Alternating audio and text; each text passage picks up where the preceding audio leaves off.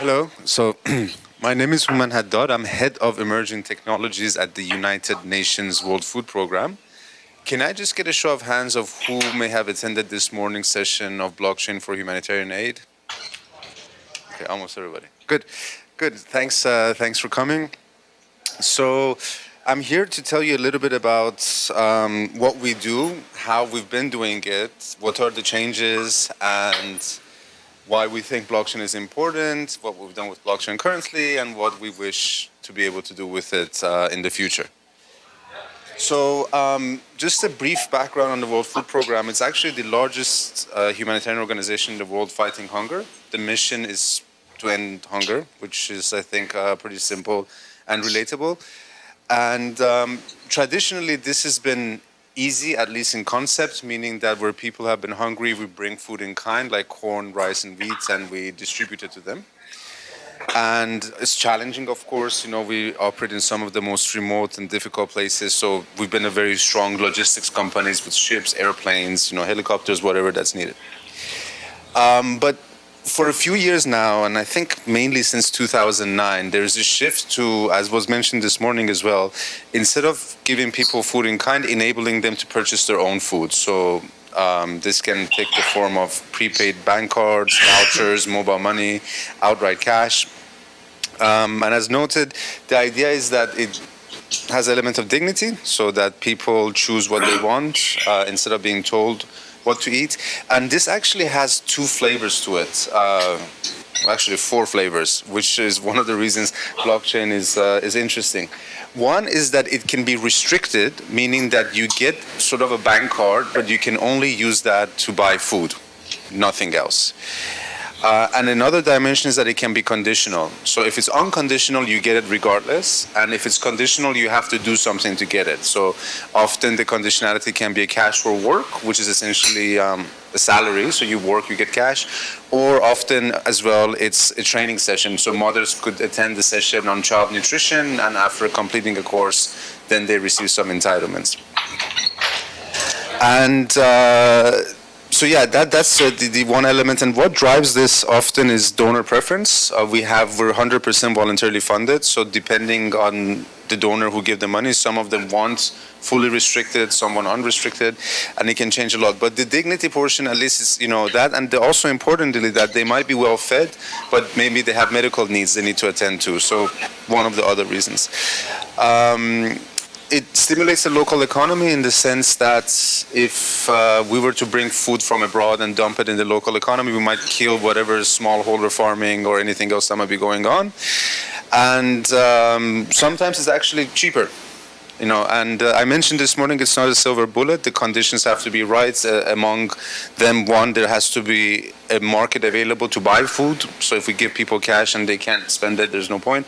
And also importantly, to ensure an equitable distribution of that assistance among all the family members, not just the head who might collect that cash. And this is growing really rapidly. I think I'm probably going to get the figure wrong, but in 2009 might have been around, let's say, $20 million in WFP. And last year we surpassed $1.7 billion, and it's going to keep growing. And it's not just us. Practically every humanitarian organization is looking at this. And so, we've been a logistics of food company for, since 60, maybe more than 60 years, and now it's kind of become the logistics of cash. So we're moving cash around. And we're not the only ones doing this, everyone is doing it, but it's very fragmented at the moment. So each agency or NGO will have their own entitlement management system where they register their beneficiaries and determine how much each one should get. They will probably have a different bank or a financial institution they work with, and they're all at the end assisting the same people, right? And currently the systems don't talk well to each other, so there's all this fragmentation going on. And there is a couple of challenges. One, if everyone used the same system, you would automatically get interoperability and visibility, that unified vision. But it's not practical to think that. People have very different operational needs and probably different need for systems. And the other one is to think that if you connected them. But then there's a simple problem that for four agency systems to be connected, you need 6 connections. By the time you get to 10, you need 45. So the number of connections grows exponentially based on the number of players. So this is challenging because, especially for the end user, if you want to think about it from that perspective, sometimes they're walking around with 5 or 6 bank cards, like from different agencies. And also from our perspective, the opportunity to optimize and harmonize the aid is reduced because we don't have visibility. So some people might be over-targeted, some might be under-targeted. And so it's brought its own challenges, let's say, cash. Whereas before, we gave food, someone else gave medicine, someone else gave shelter, and it was a bit sort of easier to manage in terms of, the actual distribution coordination. So one way I think blockchain can help address this is that organizations can still maintain their own system for identifying beneficiaries and everything, but we could have a unified view of the people we serve. There will be an address on blockchain, and information can be sent to that address. Now it can represent food vouchers, it can represent cash, it can represent shelter, whatever. And then from that one unique view, it can be connected to a multiple of outlets. So ATMs for cash, cash agents, housing, education.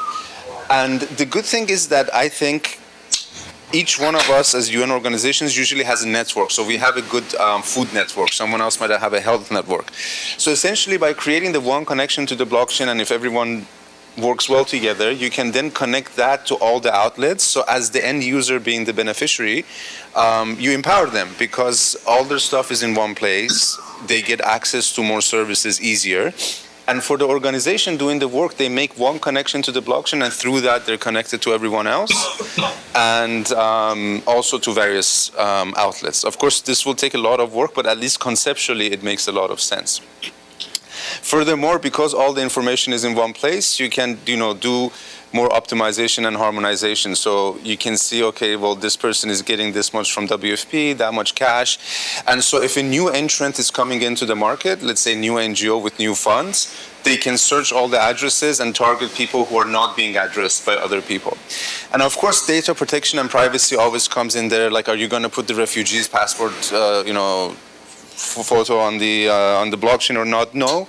Often we don't need to know the name or the exact date of birth or the country of origin for the people we serve. We just need to know certain attributes like the nutritional needs, if they're a registered refugee or not. And I'm sure a lot of you know these are things that can really easily be accomplished on the blockchain by putting attestations and tokens, and there's so many different ways of doing this. And by doing that, again, also it can be optimized and harmonized. If you have a token economy, you can see not just the aid going from us to the person and potentially seeing it from person to the vendor, but you can see also the continuation of that aid through the local economy, the multiplier effect it has, and measure the secondary and tertiary effects of the aid that's going in, which I think is exciting. But then also importantly, we've heard a lot about identity today and in general. The same architecture and concept can be then expanded to other forms and use cases, and more importantly of all, I think, is identity, because many people lack them. And without an identity, you may not be able to vote, you might not be able to get services, you may not be able to cross a border, you're more susceptible to trafficking. And especially in refugee scenarios, it's really important because even when the refugee does have some kind of a documentation, they may destroy it. We know the case of Syrian refugees, for example, that they would destroy the documents because if it fell in the wrong hands on their journey, it might have spelled trouble for them. And you arrive in a new country without any identification, without any documentation, your life is difficult. You have to reestablish yourself from scratch.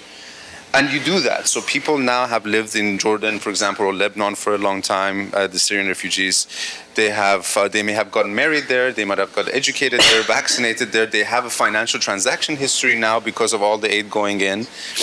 And it's all fragmented across different systems, different issuers. And the question is, okay, what happens if they can go back to Syria? What happens if they want to go to a third country?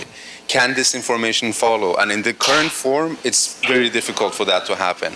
But again, blockchain allows, or at least provides a solution where it can be portable, and it can guarantee, if designed correctly, that the end user is the only one who really owns and controls their data, and they have to provide access and consent for every use of that data.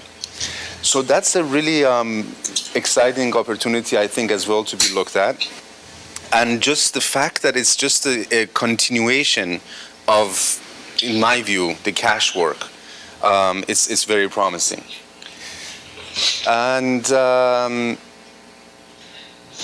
another thing, of course, that came up is financial inclusion. And these days, financial inclusion is often defined in access to digital financial services. And the some of the elements, let's say cash transfers that we do, of course, we've already done that. Savings is relatively easy to achieve. We know remittances currently with cryptocurrencies can work, but there's also a lot of people working to bring the other additional services like insurance, microloans, and everything. And this is where some of our work could potentially be useful, because I know, for example, Kiva is working that they do microloans, or they do try to do financial inclusion. And they have algorithms that assigns a credit score based purely on transaction history. So usually to get credit score, you have to have borrowed and paid back. But here, just certain patterns. And that information now is fragmented across many providers. If it was consolidated in one place, they could have more data to run their algorithm on, come up with a more accurate score, and therefore charge a lower interest rate. And that could be one direct application, for example, of it. Then we've heard also some of the challenges now with the solutions. So cryptocurrencies, the volatility, they're not always legal everywhere, and most importantly, they're not accepted. So stable coins solve two of the issues, but not the acceptance problem. We know that some national governments are looking to put, or at least considering putting their own currency on the blockchain. And if that happens, then I think you solve all three problems. It will be accepted, it will, depending on the place, most places not as volatile, and it will definitely be legal. And so essentially that same wallet now that holds the ID information and the transaction history and everything can also become, quote unquote, the bank account.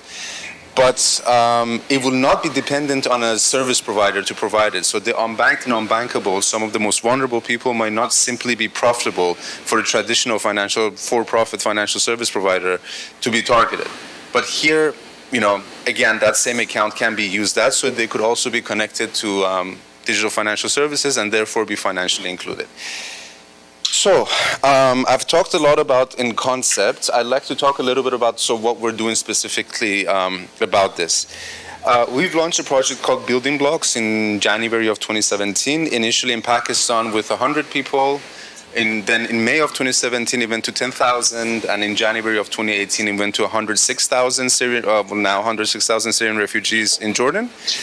And we're now looking to expand the project elsewhere.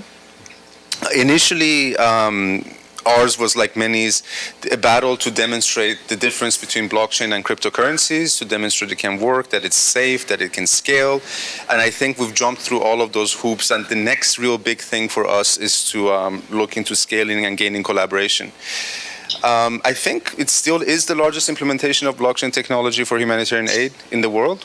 And you see some of the numbers. We've processed $53 million through 3 million transactions. And the cost savings came from really doing the accounting on the blockchain, so creating accounts, authorizing transactions, doing reporting, everything is now on our blockchain. And we use the financial service providers or banks just to make payments to the retailers where our beneficiaries go.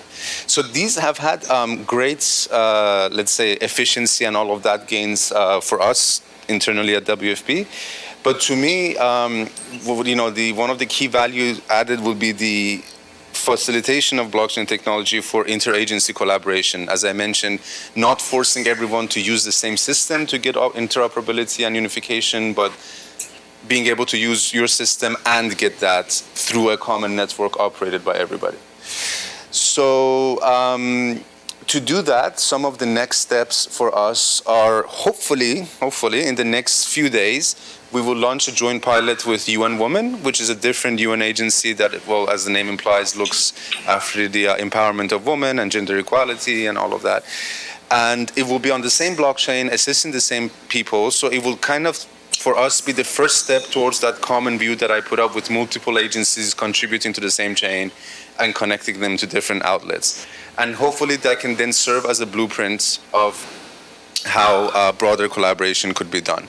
And once this idea of transfers of tokens for cash is understood, I think we could hopefully then expand to go into some less sensitive form of identity information. So again, not identification or not authentication, but nursing mother or not, or over 16 or not, and that could help us start the path towards creating identities, which again, perhaps in the case of refugees most of all, but also others, could be quite useful. I'm going to show, so that's a photo from our January 2017 proof of concept. This is the Omerkut village in the Sindh province of Pakistan, which is on the border with India. So they're actually Hindu population living in Pakistan. And at that point, we used the blockchain to distribute cash and food. And at the time, one of the main goals was just to demonstrate blockchain is not all about Bitcoin. And we've been going from there. We're looking actively to collaborate with others, so we're actually offering everything we've developed for free to UN agencies and reputable NGOs.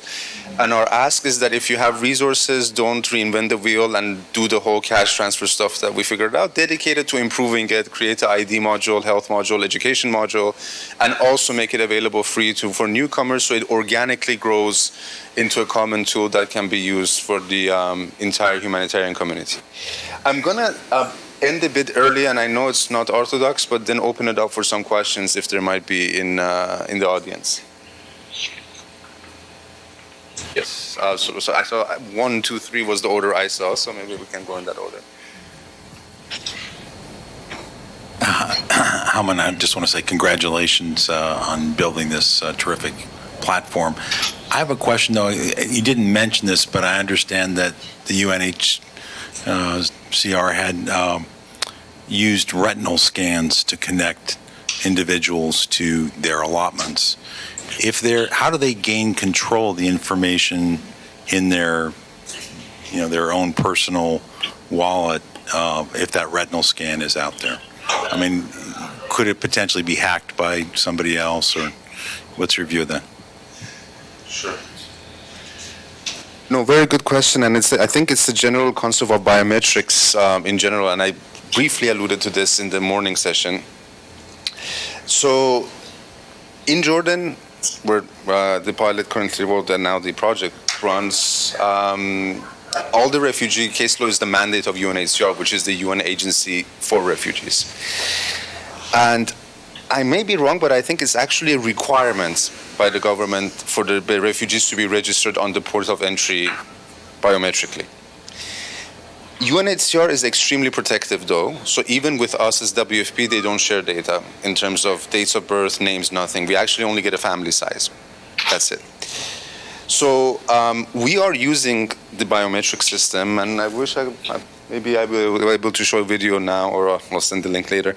So the way we use it is that we are using the retina scan, a successful match, to trigger the private key, but we have no access to the biometric data. So when somebody scans their iris, the information goes end-to-end encrypted to UNHCR. They come back with an identifier for whoever is standing, and it's not even a personal identifier, it's the family identifier. So it's 2 levels of abstraction. Random, let's say, well, not random, but alphanumeric, so you can't get to know who the person or the family is. And using that, then we look up the entitlements on the blockchain and authorize that. So just generally the question about biometrics, can they be hacked? Is it sensitive? All of that, of course. There's always a possibility. I know UNHCR takes extreme care, so of course the biometrics are not anywhere near the actual personal data, and the biometrics or the personal data are nowhere near the blockchain. So there's all these sort of control measures in place. But also remember, you get hundreds of thousands of people going into country without documentation. So any traditional way of trying to deal with this on a mass scale and having a responsible and accountable system, especially in the eyes of the donors, is really not possible currently without some kind of biometric. And there's also issues of multiple registration. There's very periodic verifications to make sure people are still around. So, but yeah, the risk is there, but the necessity is, it's just a question of how well you try to protect the data. And I don't think anybody can say they got to figure it out. You read about hacks and all sorts of reputable companies all the time. But I do think to the extent that people humanly can, they really take it seriously and try their best to protect that data. Then I think it was the lady here. Thank you. Can you tell us a little bit more about the cooperation with UN Women? Is this with Syrian refugees? Is this in Jordan? So yes, there are also Syrian refugees. They're in Jordan. They're all women, and it's a cash for work program. So the women work, and they get a salary from UN Women, and we have our contracted retailers in the camps. So previously, the woman would have to go to a particular center to withdraw their cash, and I think it was once a month, and it was all cash that they had to take in one go. Whereas now it will go onto the blockchain wallet. They can take it out when they want, as much as they want, and it will be actually cash back at our supermarkets, which are often a frequent place they go anyway. So they have more control over how much to take, when to take, and also to directly use it for food if they want. And so it's element of convenience, and I think it's almost a little bit of element of control as well. And we have to see it completely, to understand, but I think also the cost of the distribution will be significantly lower than the current. So, but the model, importantly, how we will work with UN Women, how does this concept of a shared blockchain, running of independent nodes, all of that work, will teach us a lot about how it could work on a much larger scale. Then I think there was it there, and then I'll come to you. Well, first of all, congratulations on the great work. I think it was one of the very rare work that I've seen in blockchain that really helping people in very rural places like Pakistan. I am from Afghanistan, and being born as a refugee, I totally understand that how difficult is that to just take care of your document. I mean, for me also growing up, I didn't have enough document to just take care. I didn't have any vaccination record with my education. So definitely very, very needed thing. But my question is more about, so like with Afghanistan, for example, there's a lot of, after the fall of Taliban, there's a lot of humanitarian aid and a lot of money poured in Afghanistan, and unfortunately in decent amount of like use cases, the money really weren't spent well. It went for a lot of corruptions, misuse. The people who were unfortunately in charge of some of the projects, they took the money and they walked away, or it didn't really went to the hand of the people who were in need. So with blockchain, which is very transparent and you can't manipulate the data and information, have you faced any kind of like resistance or the backlash from some people in the government that they're not happy about this? Because now it's going to be like everything is transparent. You really can, take the money, walk away. So I'm just curious about that. Like if you faced any kind of like resistance in case of like, no, we are okay, we don't want it, and how was the reaction of the government, especially with such kind of projects? Thank you. So I have limited experience with that because currently we've only meaningfully implemented in Jordan. And in the case of Jordan, the government was super supportive. So we went, of course, government has different branches, but for us, most relevant was the central bank to make sure that they don't think, or at least they understand how we're using the project, the difference between cryptocurrencies. And they were very encouraging and very supportive, actually, of our effort. But to be honest, I think as a concept, the increased accountability and transparency would make some, maybe not everyone in the government, but some, if that's the kind of activity that goes on, uncomfortable. So I haven't had that experience yet, but I could totally see the potential for it to come up elsewhere. Yeah. Then I think, gentlemen here. Thank you. And as a humanitarian who's been working in the Pacific and in Jordan in the last couple of years, it's been interesting to see the two initiatives that have been presented today from Oxfam and WFP develop. To your point about collaboration between the humanitarian organizations, How's that going? Well,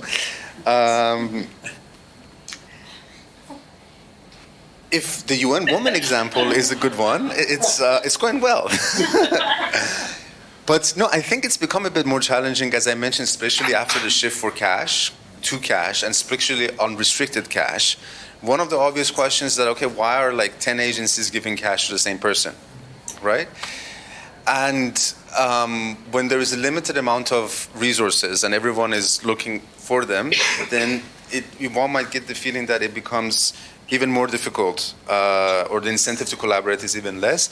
But I think that would only be a short-term solution. I really think the long-term solution is the collaboration, and showing that we're really using the value we each bring to the table in terms of nutrition or health or whatever else it is we do as humanitarians. But in the eyes of the donors, importantly, to show that it's coordinated, it's optimized, it's working, it's equitable, all of these things. And to me, this is the only main way I can think of in the current environment to make it work. So I can say it's not going any worse than before, and hopefully a little bit better. And of course, with the new technology, especially, I think blockchain really suffered from the crypto craze, right? Because the first notion people got blockchain was the price that is going up, going up, going up. People are buying drugs online. It got hacked. The private keys got stolen, and all the money went. So these are all the news you think, and they say, okay, we want to apply it in a humanitarian context. Like, why would I want that stuff near my beneficiaries, right? So there's still a little bit of that lingering on. And I think through this project, what Oxfam is doing, what the World Bank is doing, slowly we show that that's not. So that we cut through the negative impression, we show the value, but more importantly, often the tendency has been to race to develop the best system and then ask everyone else to use it. And again, that's not going to work because just the context is so different, right? So my hope is that I like maybe make a comparison to banks. It's almost saying that I'm going to develop a bank that it's so good, it will be the only bank in the world. Nobody needs to open another bank. That may not work because of different regulation. There's like Islamic banking. There's so many things, right? So you have this SWIFT network that connects all the banks, and that's how the whole thing works. And to me, kind of blockchain would be the neutral network connecting the various ecosystems together. So my point is that by having a new tool that wasn't previously available, by overcoming some of the impressions about misinformation about blockchain or the bad presentations of it, and forget the third point, we should hopefully be able in a position to go and really start. Oh, and the third one was the shift to cash, which is a new thing in the humanitarian world, and the pressure for donors. I think all the elements will come in place to make that collaboration strong. We've got 2 minutes. So. Excellent presentation. Thank you. 2 quick questions. Since you said that, I believe you said there are retail outlets where they can get the cash. What do the transaction costs look like? And 2, I forgot my second question. We have time for one anyway. So actually, I'm still not sure of the cost. I think for the pilot that, again, hopefully will be launched in a few days, might actually be 0, which is an initial period to test this out. But remember, like as a cash back, especially for supermarkets, is usually it's a win-win because they're a cash-rich business. Like especially like in Jordan, still a lot of people use cash, which is not the case in the camps, but generally that's the case. So they're keen to get rid of the cash, right? Because otherwise they have to secure transfer to bank at extra cost. And also if again, outside of a camp in a general context, people can also get cash. They're more likely to go there, and while they're there, maybe also buy milk or something else, right? I don't think probably 0 cost is sustainable, but I imagine that because there's this win-win thing, it will be lower than the current cost, which I'm not at liberty to disclose.